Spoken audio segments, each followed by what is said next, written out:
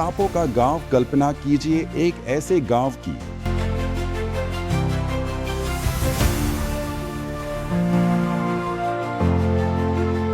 जहां इंसान तो बस गिने चुने हैं, लेकिन छिपे हुए सांपों की संख्या 30 लाख से भी अधिक है। सुनने में अविश्वसनीय लगता है, पर यह सच्चाई है। मुश्किल से आधा वर्ग किलोमीटर में इतनी अधिक संख्या में सांप पाए जाते हैं कि उनकी घनत्व किसी साधारण सांप फॉर्म से सैकड़ों गुना है, और यही जगह एक जीवित आर्थिक मशीन बन गई है।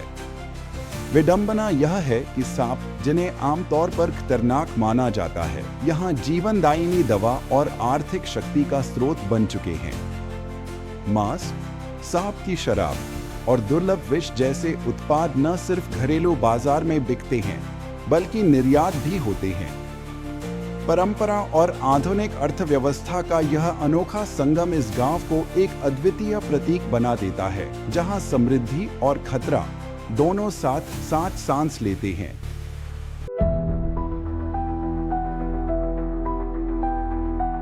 आर्थिक महत्व अपार। यहाँ सांप पालने वाले लोग सालाना लगभग 3 से 4 करोड़ रुपए तक कमा सकते हैं, जिससे यह काम चीन के ग्रामीण इलाकों में सबसे अधिक लाभदायक पेशों में गिना जाता है।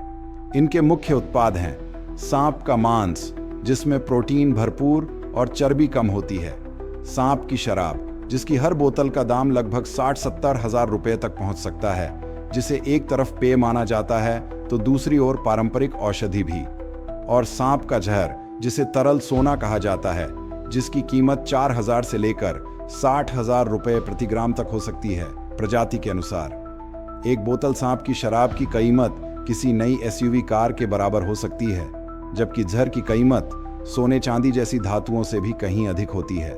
यही कारण है कि यह उद्योग एक अनोखा लेकिन बेहद प्रभावशाली आर्थिक साम्राज्य बन चुका है।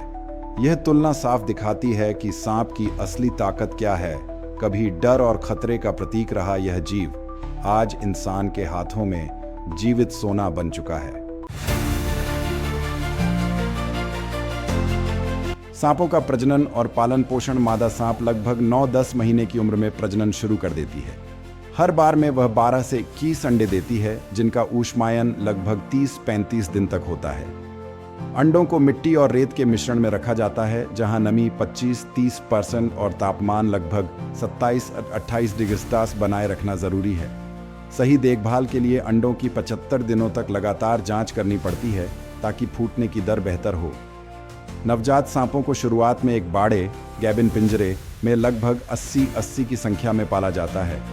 ये अपनी पहली कैंचुली उतारने के लगभग 5 दिन बाद पानी पीना शुरू करते हैं, और हर 3-5 दिन में छोटे मेंढक या चूहे खिलाए जाते हैं। वयस्क सांपों को लगभग 1.2 मीटर ऊंची सीमेंट की कोठरियों में रखा जाता है। इन्हें हफ्ते में 2-3 बार जीवित आहार दिया जाता है, और धीरे धीरे ये अपने देखभाल करने वाले को पहचानना भी सीख लेते हैं। एक दिलचस्प तथ्य यह है कि सांप अपने पालक को पहचान सकते हैं और उनके साथ शांत व्यवहार करते हैं, लेकिन किसी भी अजनबी गंध जैसे इत्र, शराब या तेज गंध वाले पदार्थ से तुरंत उत्तेजित हो जाते हैं। ऐसे में वे अचानक आक्रामक हो सकते हैं। इसलिए इनकी देखभाल करना गाय, भैंस या बकरियों से कहीं अधिक अनुभव और कौशल मांगता है।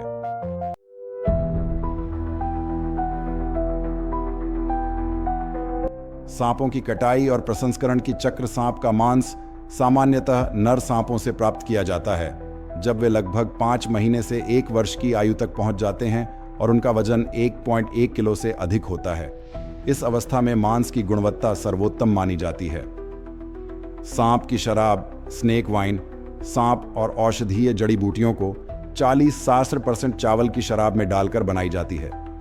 इसे कम से कम 6 महीने तक रखा जाता है, लेकिन आदर्श रूप से 3 साल से अधिक समय तक पकने दिया जाता है, ताकि इसमें मौजूद औषधीय गुण पूरी तरह से निकल सकें। जैसे भारत में महुआ शराब या आयुर्वेदिक अर्क लंबे समय तक पकाकर और गाढ़ा कर औषधीय बनाया जाता है। सांप का विष पूरी तरह हस्तशिल्प तकनीक से निकाला जाता है। इसमें अत्यधिक कौशल और सख्त सुरक्षा उपकरण की जरूरत होती है, क्योंकि कुछ सांप कम ऑक्सीजन वाले वातावरण में कई साल तक अर्धमृत अवस्था में रह सकते हैं और अचानक जाग सकते हैं, जिससे काम करने वाले की जान को खतरा हो सकता है। पूरे चक्र पालन, प्रजनन, कटाई और प्रसंस्करण एक जटिल मेल है जैविक ज्ञान, श्रमिक कौशल और औद्योगिक प्रबंधन का। यही संतुलन उन सांपों को, जिन्हें आमतौर पर खतरनाक माना जाता है, एक असाधारण आर्थिक संसाधन में बदल देता है।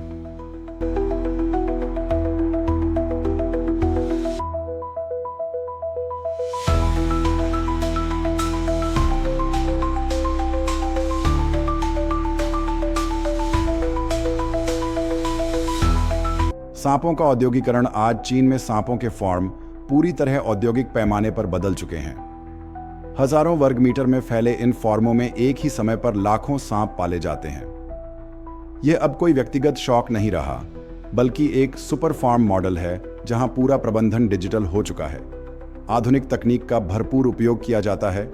GPS chip, electronic ID tag और 24/7 सीसीटीवी निगरानी। हर सांप मानो एक डिजिटल खिलाड़ी हो, जिसकी वृद्धि, स्वास्थ्य और प्रजनन चक्र प्रति घंटे ट्रैक किए जाते हैं। सांप उद्योग की मूल्य श्रृंखला अब पूरी तरह बंद चक्र बन चुकी है। उच्च नस्ल के सांप लाखों रुपए प्रतिजीव के हिसाब से बिकते हैं और इन्हें फार्मों के लिए दुर्लभ पूंजी माना जाता है। सांप का मांस, सांप की शराब और विष, ये तीनों मिलकर विशाल आर्थिक मूल्य उत्पन्न करते हैं, जो घरेलू बाजार और निर्यात दोनों में जाता है। इसके साथ साथ सहायक उद्योग भी तेजी से बढ़ा है। विशेष चारा, पौष्टिक दवाएं और सांप पालन का उपकरण, इन सबने दर्जनों कंपनियों को रोजगार और लाभ दिया है। इस तरह एक ऐसा जीव जिसे सामान्यतः खतरनाक माना जाता है, एक बहुस्तरीय आर्थिक इंजन में बदल गया है।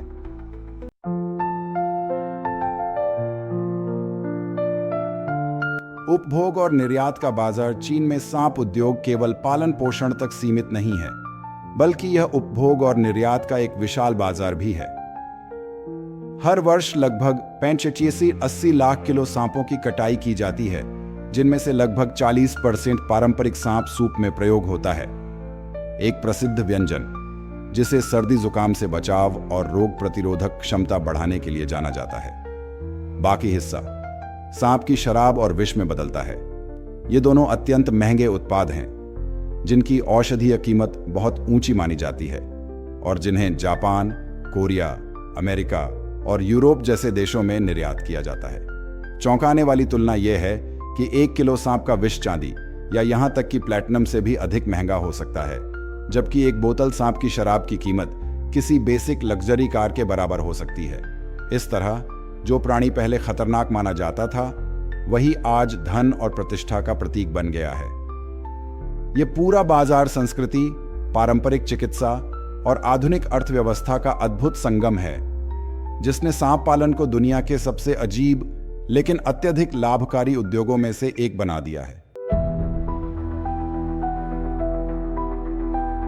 विवाद और नैतिक दृष्टिकोण। आर्थिक चमक दमक के पीछे सांप उद्योग में गंभीर नैतिक और पशु कल्याण से जुड़े विवाद छिपे हुए हैं। हजारों लाखों सांपों को बंद पिंजरों में औद्योगिक स्तर पर पालना, उनका विष निकालना और उन्हें शराब में डुबोना, इन सब प्रक्रियाओं में प्राणियों के लिए दर्द और पीड़ा का खतरा हमेशा बना रहता है। यहाँ एक गहरी विडंबना है।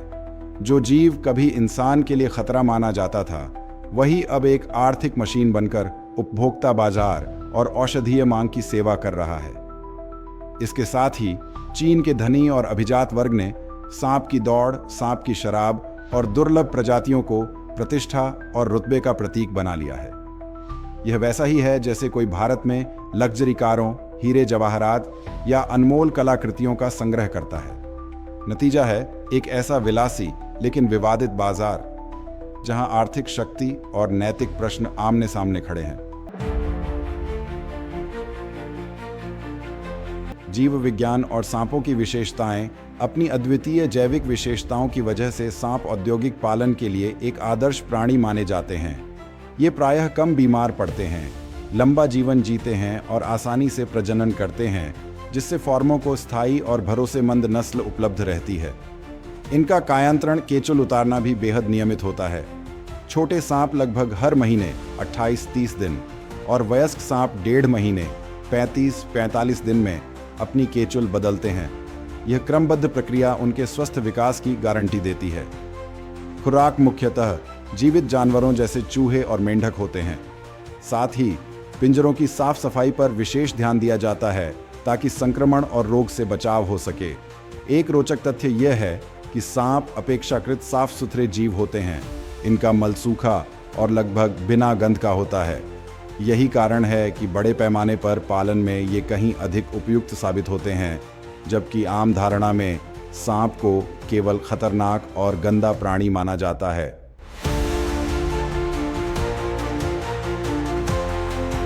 सफलता की कहानी और आर्थिक आंकड़े। चीन का सांप उद्योग 1980 के दशक में शुरू हुआ, जब एक छोटे से गांव ने पहली बार सांपों को पालकर व्यावसायिक रूप से बेचना शुरू किया। केवल कुछ ही दशकों में यह एक मल्टी-मिलियन डॉलर उद्योग बन गया, जिसने सांप को एक साधारण स्थानीय जीव से बदलकर एक वैश्विक आर्थिक संसाधन में तब्दील कर दिया। आज इन फार्मों की वार्षिक कमाई कई मिलियन अमेरिकी डॉलर आंकी जाती है। यह उद्योग न केवल घरेलू मांग, भोजन और पारंपरिक औषधीय उपयोग को पूरा करता है, बल्कि जापान, दक्षिण कोरिया, अमेरिका और यूरोप जैसे बाजारों को भी निर्यात करता है। एक चौंकाने वाली तुलना यह है कि आज का सांप उद्योग चीन के भीतर कई अन्य विशेष व्यंजन उद्योगों से कहीं बड़ा है, चाहे वह दुर्लभ समुद्री भोजन हो या फिर महंगे मांस और कश्मीरी केसर जैसे प्रीमियम उत्पाद। इस तरह एक समय का डरावना जीव अब विलासिता और वैश्विक व्यापार का प्रतीक बन चुका है। सीख और अंतिम प्रश्न। यह कहानी हमें सिखाती है कि यदि किसी जीव की जैविक विशेषताओं और सांस्कृतिक परंपराओं का सही उपयोग किया जाए तो एक छोटा सा जीव भी, जैसे सांप, वैश्विक उद्योग में बदल सकता है, जो एक ओर रोजगार देता है और दूसरी ओर अपार लाभ भी पहुंचाता है। लेकिन आखिरकार प्रश्न वही है, क्या सांप आने वाले समय में शक्ति और सांस्कृतिक परंपरा का प्रतीक बने रहेंगे या फिर केवल मुनाफे का प्रतीक बनकर रह जाएंगे? ये सवाल सिर्फ सांप पालने वालों के लिए ही नहीं, बल्कि उपभोक्ताओं और नीति निर्माताओं के लिए भी है, क्योंकि आज के दौर में आर्थिक लाभ और नैतिकता हमेशा एक दूसरे से टकराते रहते हैं।